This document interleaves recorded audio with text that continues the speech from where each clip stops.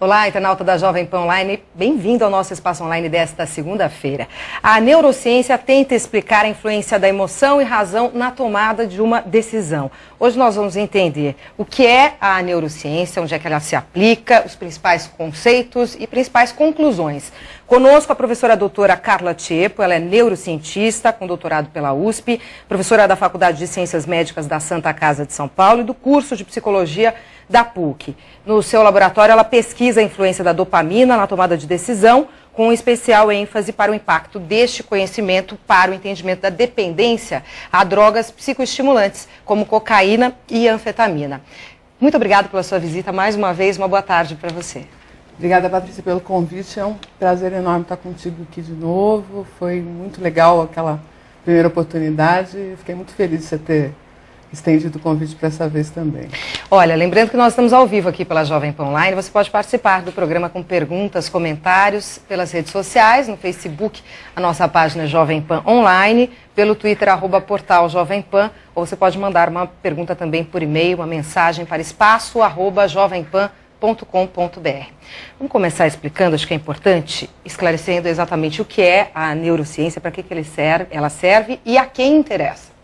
Então, a neurociência, na verdade, ela é a junção de várias abordagens biológicas sobre o estudo do sistema nervoso, que ganhou força a partir da década de 80, especialmente, mas que nos últimos 20 anos tem, inclusive, expandido suas fronteiras para as humanidades, principalmente, né, para a psicologia, para o entendimento de RH, por exemplo, economia, marketing. Na verdade, porque nós temos uma inquietação inicial a respeito do que é o cérebro, como que ele influencia a mente, qual é a relação do cérebro com a mente. E essa busca, ela tem 200 anos que ela vem se concretizando, né? A partir do século passado, você tem a psicologia indo numa determinada vertente, dando ênfase à psique, à mente, e a biologia trabalhando as questões do corpo, do cérebro. E, na verdade, nesse momento a gente está quase que entendendo qual é essa intersecção possível, permitindo que os conhecimentos da biologia sejam aplicados cada vez mais às abordagens das humanidades e, obviamente, permitindo um conhecimento melhor sobre o ser humano. Agora, a partir do desenvolvimento da neurociência, de todas as explicações que vêm chegando, alguns conceitos da psicologia, por exemplo, foram por água abaixo? Muita coisa se modificou?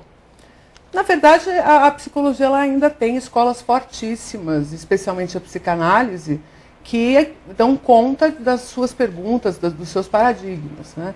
O que mudou é que uma boa parte do conhecimento sobre o cérebro permitiu que conceitos rezavam que a mente e o cérebro eram entidades separadas, que é o famoso dualismo cartesiano, começassem a ser combatidos, né? E mais do que isso, ao ver os circuitos neurais em funcionamento e a forma como essas diferentes estruturas cerebrais interagem, nós começamos a entender alguns mecanismos básicos do funcionamento do cérebro que dão substrato, inclusive, para conhecimentos da psicologia. Então, não é exatamente a neurociência combate a psicologia ou tenta derrubar a psicologia, como em alguns lugares você até ouve, mas, na verdade, ela quer construir um substrato teórico que dê, inclusive, margem para que a psicologia se desenvolva ainda mais, né? A partir do momento que você se aproxima de dados científicos comprovados, e esses dados científicos comprovados podem ser utilizados em outras ciências, essa ciência só vem a se beneficiar desses dados. Então, não é nada na psicologia que tenha caído, mas a psicologia pode agora se utilizar desses conceitos para também se desenvolver. Isso já acontece na prática? Já acontece na prática, especialmente fora do Brasil. O Brasil ainda, a escola psicológica no Brasil ainda vive um pouco apartada. Nós temos a neuropsicologia, que é uma corrente específica da psicologia, mas que sempre usou o conhecimento neurocientífico como sua base de pensamento, né? Agora, outras escolas, como a própria psicanálise, ainda tem bastante resistência, mas nós já temos hoje escolas, por exemplo, como a neuropsicanálise, que para alguns soa até como uma heresia, né? Por conta justamente arcabouço teórico da psicanálise. Mas a ideia é que o conhecimento, ou a verdade, se é que um dia a gente vai chegar nela, é uma só. Né? Então, as ciências elas devem confluir em direção a essa verdade, quanto mais a gente avançar no conhecimento. Então, a gente espera que no futuro próximo não exista mais essa separação. Né? Tem um autor, esclarecendo melhor isso, que é Prêmio Nobel de 2000, Eric Kandel, e uma das coisas que ele fala num prefácio de um importante livro dele, que é quase que uma bíblia da neurociência, é que não há razão para a psicologia se apartar desse caminho, que justamente a psicologia viria a ser, inclusive, norteadora das pesquisas e das descobertas da neurociência. Então, há que se derrubar um pouco essas barreiras, esses muros, para que a gente possa evoluir juntos. Né? Vamos falar um pouquinho sobre descobertas recentes que você possa compartilhar com o internauta da Jovem Pan? Olha, tem coisas interessantes como, por exemplo, em relação à percepção. Né? A gente sabe que existe, por exemplo, ilusão de ótica, é uma coisa conhecida, que todo mundo conhece.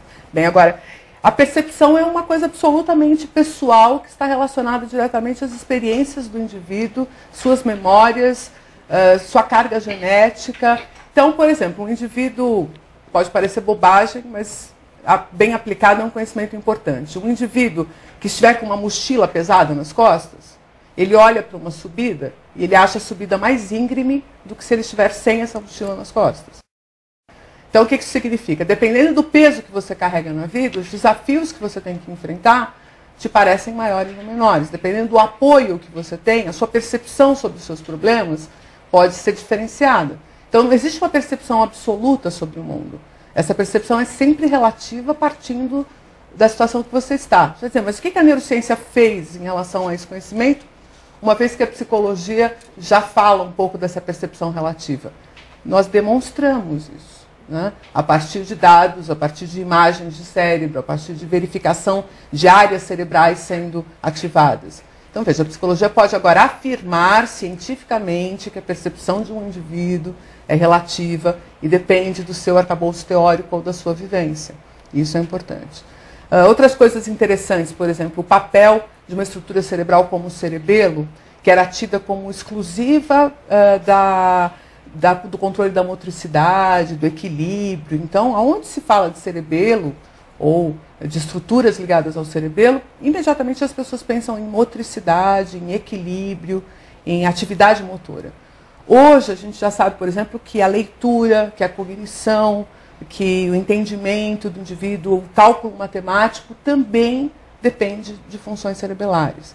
Então, qual é o papel do cerebelo? Acreditamos numa certa automatização de processos, que é um dos aspectos mais interessantes que a gente tem tirado da neurociência, que é o indivíduo ele sempre vai procurar automatizar suas respostas, seus comportamentos, porque isso acelera os processos e, ganhando tempo, ele ganha eficiência.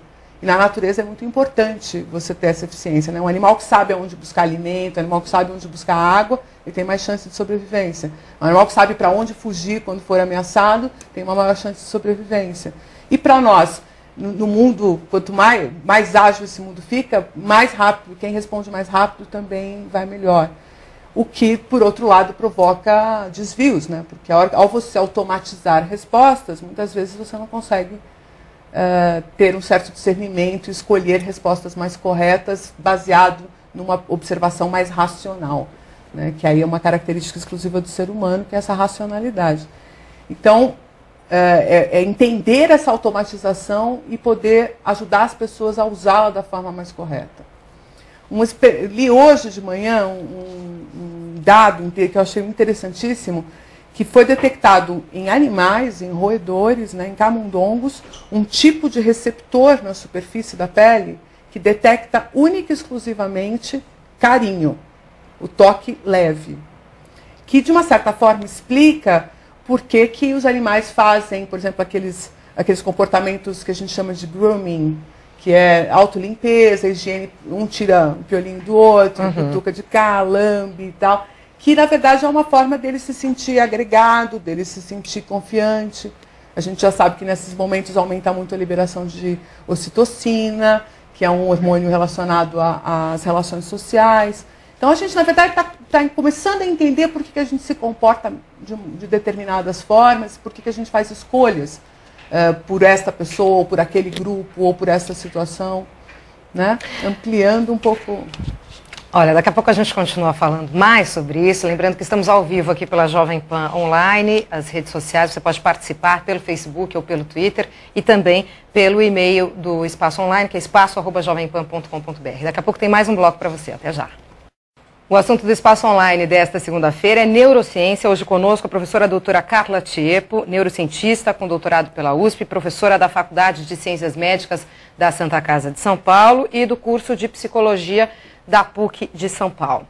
Bom, no primeiro bloco deu para a gente entender exatamente o que estuda a neurociência, as principais descobertas, as mais recentes. Vamos falar um pouquinho sobre emoção e razão. Quando é que a emoção prevalece sobre a razão ao se tomar uma atitude e vice-versa? Eu acho que existe um paradigma muito interessante a ser quebrado aí, Patrícia, que é assim, da gente achar que tem horas que a gente faz alguma escolha pela emoção e que tem horas que a gente faz alguma escolha pela razão. Na verdade, nosso sistema é complexo o suficiente para que todos esses elementos sejam levados em conta simultaneamente. Mas uma coisa muito interessante que, na verdade, já é desde 95 bem discutida, que vem de um livro do Damasio, que é um neurocientista português radicado nos Estados Unidos. Ele escreve um livro chamado O Erro de Descartes. E nesse livro ele causa uma verdadeira revolução nesse pensamento, porque ele vai dizer o seguinte: o homem racional, o chamado homo economicus, que busca aferir vantagem nas coisas, procura sempre tomar decisões que sejam favoráveis a ele, que se utiliza da razão para isso, no fundo, está baseando toda a sua tomada de decisão na sua própria emoção. Retirar a emoção de uma tomada de decisão é torná-la absolutamente desprovida do seu conhecimento anterior, da sua intuição, das relações que você já construiu com aquele assunto. Um exemplo, um indivíduo que já aplicou na bolsa, num determinado momento, num determinado humor da bolsa, e teve um prejuízo, ou obteve um lucro, ele guarda a emoção daquele momento, associado a todo aquele ambiente, num automatismo, num circuito pronto. Quando agora ele for colocado novamente numa situação que se assemelha àquela, todo aquele conteúdo deve participar da tomada de decisão. Então, a emoção, que é tida como uma coisa impulsiva, que é tida como uma ideia de uma coisa instintiva, no fundo, ela é a base de tudo que a gente faz aparentemente racionalmente. A gente diz que tomou uma atitude racional, mas no fundo a gente usou as emoções que a gente já vivenciou sobre aquilo para dar balizamento do que é bom e do que é ruim para mim. A razão per se não consegue avaliar todos os elementos de um determinado problema. A real tomada de decisão, e aquela mais acertada, ela é sempre baseada na emoção. E isto não faz dela um equívoco ou uma impulsividade. Impulsividade não significa que o indivíduo está tomando a decisão com base na emoção. Significa que ele não está dando tempo de processamento adequado para que todos os elementos interajam na tomada de decisão e essa tomada de decisão fique mais rica. Ele não está dando tempo para que elementos perceptuais vão se acumulando para que ele vá tendo uma ideia sobre o que está acontecendo e vá construindo um cenário de decisão para tomar uma decisão acertada. Impulsividade é inadequado na maior parte das vezes. Por que eu digo na maior parte das vezes? Porque se aparecer um predador aqui agora, quem for mais impulsivo e sair correndo primeiro tem mais chance de se salvar. Uhum. Né? Agora, a impulsividade é geralmente o que faz a pessoa tomar decisões que não são emocionais, são decisões precipitadas, onde não se construiu o arcabouço teórico e emocional necessário para a tomada de decisão.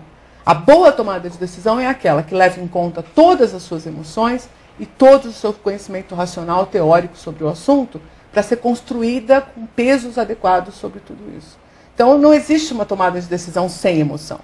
O que existe são emoções bem elaboradas, bem trabalhadas, bem construídas no indivíduo, apoiadas por uma razão e vice-versa, né, um fluxo livre de informações entre emoção e razão que vai fazer com que o indivíduo tenha uma tomada de decisão mais adequada.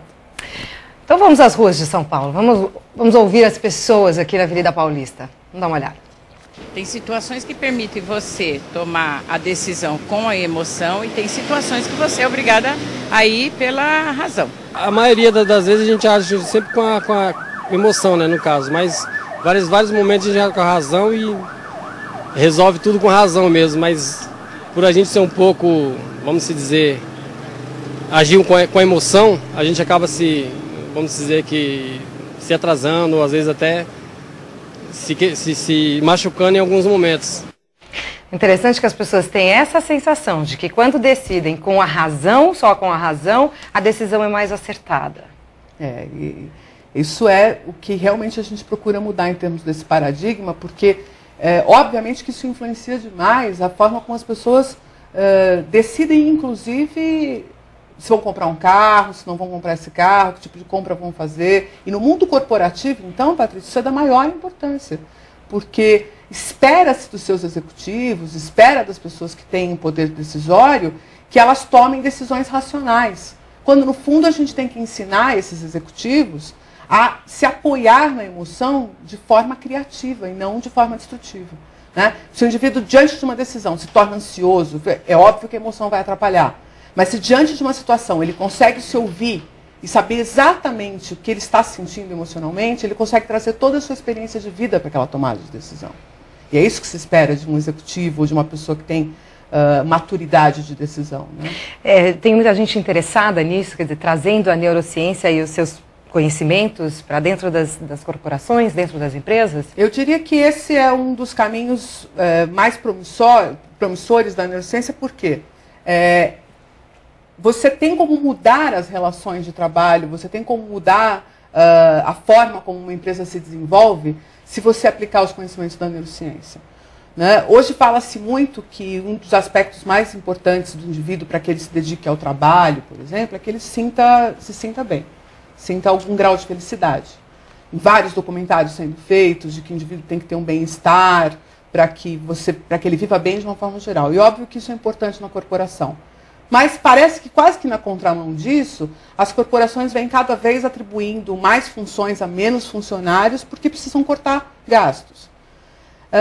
O problema é que você pode até pedir mais de uma mesma pessoa, mas você tem que dar mais. Porque o ser humano ele é essencialmente um ser de reciprocidade. Diferentemente do que se imagina que o indivíduo tem que ser proativo e ele que tem que iniciar alguma coisa, isso é muito raro e muito difícil de fazer. Geralmente as pessoas fazem isso nos seus ambientes pessoais, nas suas relações afetivas, com filhos, na busca, por exemplo, de um relacionamento afetivo, que são coisas que ele realmente sente como sendo fundamentais. A relação do indivíduo hoje com uma empresa já não é uma relação onde ele depende daquilo para sobreviver. Por quê? O mercado de trabalho está aquecido, estou falando especialmente do Brasil, e você vê essas gerações, né, chamadas geração Y, Z, trocando de emprego com bastante facilidade, com tranquilidade, procurando uma empresa que dê mais benefício. E eles fazem isso sem muita culpa, sem muito problema. Demoram mais tempo para ter filhos, para constituir família e se sentem mais livres. Só que estes cérebros livres são os cérebros que as corporações deveriam amar, entendeu? E procurar com exaustão. Só que estes cérebros livres precisam de reciprocidade. Não se argumenta mais com eles, você está aqui seu salário, se você não trabalhar, você não... Ele liga, mas não é a coisa mais importante para ele. E aí, então, como é que você produz isso? Você tem que entender o indivíduo, tem que respeitá-lo na sua individualidade, construir um ambiente corporativo que ele sinta que vale a pena dedicar àquela empresa o que ele tem de melhor. Né? Então, as relações de reciprocidade são hoje uma tônica que a gente consegue depreender do que a gente entende na neurociência. O indivíduo ele só faz se ele tem um interesse. Não precisa ser um interesse financeiro, selvagem, predador. Não, muitas vezes é altruísta. E por isso mesmo precisa ser respeitado ainda mais. Porque vai tocar em questões éticas, em questões morais, que estão relacionadas a um ambiente de sustentabilidade, um milênio que ninguém acredita que vai chegar, mas que já burburinha por todo lado, que é um indivíduo que vive no universo sem espoliá-lo. Né? Então muda esse paradigma e as empresas têm que ir atrás. E eles vão depender um pouco da neurociência, do entendimento que a neurociência está construindo sobre o indivíduo para poder propiciar esse ambiente. Cores, espaço, conforto, integração, interação com outros indivíduos, né? E a neurociência tem algumas ferramentas para emprestar para isso. Obviamente apoiado na psicologia, no RH, mas é uma mudança paradigmática na forma como as corporações lidam com os indivíduos, por exemplo. Ao lado negro da força, né, Patrícia? Que é você dar também para o marketing, por exemplo, as ferramentas de entendimento sobre o cérebro, para que produtos sejam mais atraentes, para que o indivíduo olhe, por exemplo, uma embalagem e considere ali irresistível, não é? E a gente fazia isso pela psicologia, fazendo entrevista. O indivíduo tinha que falar, não, eu gosto disso, eu gosto daquilo. Agora não precisa mais. Você bota ele num aparelho, pode ser um eletroencefalograma, pode ser uma tomografia, e você vê áreas de decisão, né, áreas importantes para a tomada de decisão, sendo acendidas, que a gente fala, sendo estimuladas. Então o indivíduo não vai precisar mais falar, eu gosto disso. Você vai ver que ele gosta. E ainda em cima disso, eu acho que é interessante, na semana passada houve toda aquela discussão aqui no estado de São Paulo com o governador Geraldo Alckmin, se restringe ou não propagandas de produtos infantis, propagandas para as crianças. Qual é a sua visão em relação a isso? A criança acaba sendo mais receptiva do que o adulto, no caso da venda de produtos, essa facilidade? Eu acho que, na verdade, ambos são, né? Principalmente se você souber pegar, não é? A criança, muitas vezes, até ela tem outras demandas que podem se contrapor a isso, ela continua achando interessante uma brincadeira, um jogo, então ela não tem um viés consumista completamente arraigado, mas isso está para ser construído. À medida que você vai estimulando, a criança vai entrando nesse mundo do consumo e ela entra da mesma forma que todos nós um dia entramos, né? Nós vivemos uma sociedade, a nossa geração e as gerações futuras da nossa viveram a inundação da televisão e das propagandas, né? Eu acho que tem uma coisa interessante que você pode pensar nesse aspecto. O nosso ex-prefeito fez uma lei da cidade limpa e tirou os outdoors, né? Eu tenho a experiência pessoal e de conversas informais de que as pessoas se sentem melhor sem aquela pressão dos outdoors. E eu, quando saio de São Paulo, chego para uma cidade que tem outdoors, eles me incomodam. Então a gente é invadido por uma opção de coisas e não sabe o que é. Nesse aspecto desta ignorância a respeito do que está recebendo, a criança é mais sensível. Ela não tem muita crítica de saber que ela está sendo invadida por uma propaganda, de que ela está sendo levada a ter um determinado hábito. Mas, na verdade, eu acho que essa lei ela vai muito mais na esteira de que, como as crianças são vulneráveis, devem ser protegidas pela sociedade. Neste aspecto eu concordo. Mas não só propaganda, por exemplo, de doce ou de brinquedo, né? Mas elas são vulneráveis em relação a tudo. E tem outras coisas aí que eu considero ainda mais complicadas, que, por exemplo, jogos ou não joguinhos de videogame, por exemplo. O pessoal fala, mas o que você acha de jogo de videogame violento? É uma faca de vários gumes. Porque depende da criança, depende da família, depende de como se lida, depende do horário que ela fica, depende de como ela lida com aquilo. Né? Uhum. Porque se for para ela exercitar a violência dela ali e não exercitar fora dali, você acabou de achar o escape sensacional por agressividade que todos nós temos. Agora, se aquilo vai ficar sendo estimulado e ela vai para a rua e ela tem liberdade para fazer isso, porque essa liberdade é interna, que vem da educação que ela tem, que ela recebeu, menos. Então, criança é mais vulnerável. Nesse aspecto, vale a pena a gente preservá-los de vários estímulos. Esse é só um dos que pode ser maléfico, né? Que pode interagir com a criança produzindo uma necessidade que ela não tem. Uhum. Ela tem outras necessidades que precisam ser estimuladas. Eu acho que deixar espaço para essas outras necessidades existirem. Nesse aspecto, eu acho que a gente deve impedir a propaganda, deve cercear a propaganda de uma forma geral. Não só para a criança, mas não de forma proibitiva. Na verdade, é reduzir os horários que a gente está exposto a elas, a essas propagandas. Né? Reduzir, por exemplo, na televisão, o espaço permitido para a propaganda. Porque às vezes você tem emissoras que um intervalo legal que ela tem lá de um horário nobre, ela bota 4, 5 minutos. Então, esse tipo de coisa, de uma forma geral, para a sociedade precisava ser cerceada. Porque isso vai aumentar, por exemplo, uma regra como, a cada 3 minutos que você tem de propaganda, você teria que ter 1 minuto, por exemplo, de um programa de esclarecimento de prevenção de doença ou de esclarecimento sobre como preservar o ambiente. Trocas para que a exposição dos indivíduos a essas coisas fosse dosada. Equilibrada. Olha, estamos conversando hoje com a professora doutora Carla Tiepo, neurocientista, com doutorado pela USP. Ela é professora da Faculdade de Ciências Médicas da Santa Casa e do curso de Psicologia da PUC de São Paulo. Lembrando que você pode mandar suas perguntas pelas redes sociais ou pelo nosso e-mail, espaço@jovempan.com.br. Até já. Hoje aqui no Espaço Online nós estamos conversando com a neurocientista Carla Tiepo. Ela é professora da Faculdade de Ciências Médicas da Santa Casa de São Paulo e do curso de Psicologia da PUC. Estamos ao vivo, esse é o terceiro bloco. Você pode participar do programa com perguntas e comentários pelas redes sociais, no Facebook Jovem Pan Online, pelo Twitter, @portal Jovem Pan, ou escreva uma mensagem por e-mail, espaço@jovempan.com.br. Bom, você estava falando sobre a decisão que parte do próprio indivíduo em relação à dependência química. Por que a pessoa decide ou não usar substâncias químicas? Como é que funciona esse mecanismo? Então, Patrícia, é um ambiente muito delicado, porque as pessoas têm opiniões das mais variadas possíveis sobre isso. Mas, essencialmente, do ponto de vista do cérebro, do ponto de vista da abordagem biológica sobre a questão, várias substâncias têm o poder de aumentar a neurotransmissão específica de catecolaminas. Entre esse conjunto de catecolaminas, uma das mais importantes é a dopamina. Dopamina é falada, se lê muito sobre dopamina por aí, mas só para você entender, você tem filho, né? Então, imagina que você tenha dado durante um ano para o seu filho, toda vez que ele vai tomar um suquinho, é um suquinho de laranja, docinho, gostosinho, ele adora o suquinho de laranja. Tá? Acontece que um dia você está lá numa festa de aniversário e tal, e aparece uma Coca-Cola e você acha que você pode dar a Coca-Cola, que não vai ter problema nenhum. A criança, quando ela ingere o líquido Coca-Cola, vou repetir de novo, refrigerantes, né, doces e tal, mas o que acontece especialmente? E é por isso que eles vendem tanto e são tão famosos. Imediatamente ele recebe uma quantidade de glicose muito grande, uma bomba calórica que a gente chama.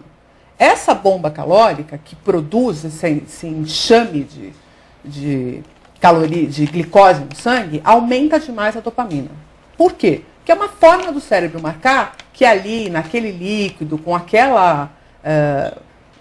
aquele alimento, ele tem mais chance de receber energia. Então, para a natureza, na natureza, os animais evoluem sempre se eles selecionam alimentos que vão dar uma maior quantidade de glicose. Bom, então o que o sistema dopaminérgico faz? Ele vai marcando aonde que ele consegue um resultado melhor. E motiva o indivíduo a procurar aquele resultado. Então, se você oferecer um suco de laranja, um refrigerante para o seu filho, a partir daquele dia, existe uma chance muito grande dele optar pelo refrigerante. E cada vez que ele optar pelo refrigerante, ele vai ficando cada vez mais tendenciado a optar pelo refrigerante. Um dia que ele vai chegar para você e falar que não gosta de suco de laranja. Você adorava suco de laranja. Ah, mas eu prefiro o refrigerante. E aí vai começar uma briga na sua casa que é a respeito de tomar refrigerante ou tomar suco de laranja nas refeições. Né? Esse embate, apesar de todas as vezes você pedir que ele tome suco, ele vai te convencer no fim de semana a você comprar o refrigerante, a tomar o refrigerante. E quando ele for independente, ele vai tomar refrigerante. O que isso tem a ver com a droga? A gente tem uma porção de prazeres, uma porção de situações de prazer que nos motivam e que aumentam a nossa dopamina. Até o dia que a gente usa determinadas substâncias cujo papel delas, quase que na sua interação com o corpo, é aumentar a dopamina. Álcool, nicotina, cocaína, anfetamina, todas essas substâncias que a gente sabe que são capazes de produzir dependência, têm como mecanismo básico o aumento da dopamina. De tal sorte que quando o indivíduo percebe alguma possibilidade dele obter aquele prazer, a dopamina dele aumenta e todo o comportamento dele fica voltado para aquele fim.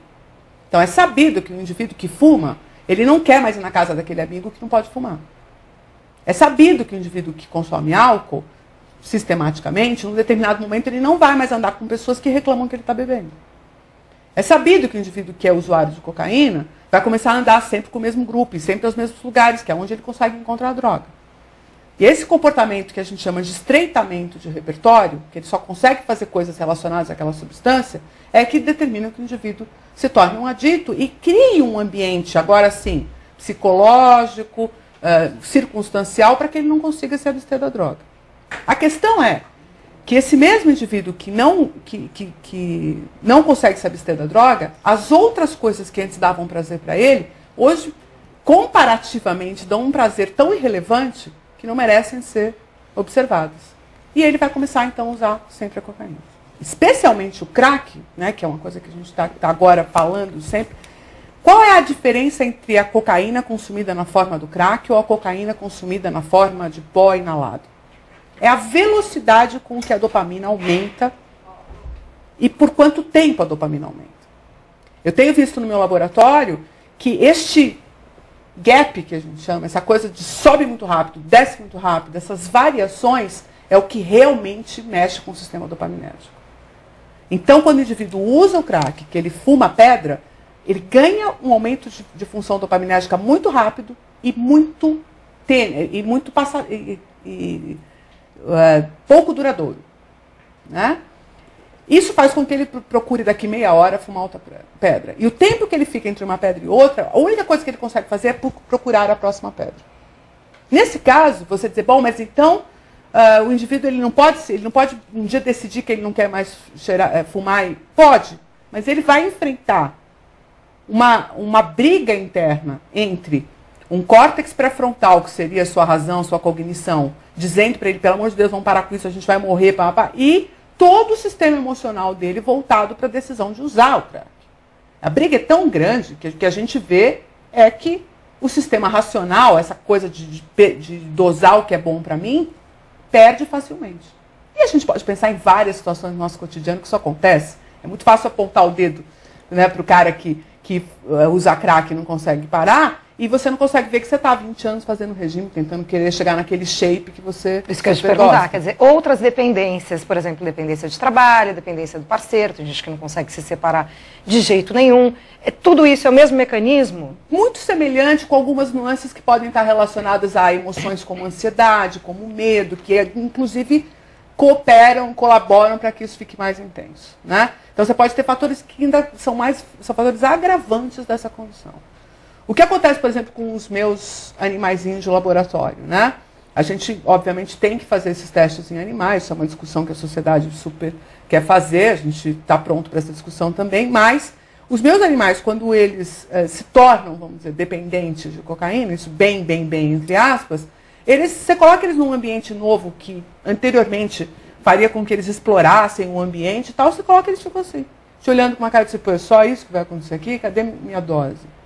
Quer dizer, não tem mais estímulo nem vontade de explorar mais. O que a gente chama no ser humano de uma certa apatia, que tem um termo que chama anedonia, né, anedônia, que é, na verdade, não ter interesse em outras coisas. Aí, quando você quer que o indivíduo pare e, por exemplo, interne esse indivíduo, a família, que deveria ser um fator que poderia modificar um pouco esse peso, ela ainda fica mais pesada. Tipo, não vai usar, não sai daqui, olha, cuidado onde você vai. Então, o comportamento que você tem com o adicto ainda empurra ele mais para longe, ao invés de ser um comportamento de agregar. Por causa do preconceito, porque no fundo a gente acha que o indivíduo usa droga porque ele quer. E isso é o maior problema que a nossa sociedade tem. Porque ao mesmo tempo ela diz assim, se você tem livre-arbítrio e você usa essa droga porque você quer, eu também não vou te internar compulsoriamente porque você, na sua vontade, vai dizer que não quer ser internado. E eu respeito essa sua vontade de livre-arbítrio de se transformar num zumbi no centro da cidade. Está errado?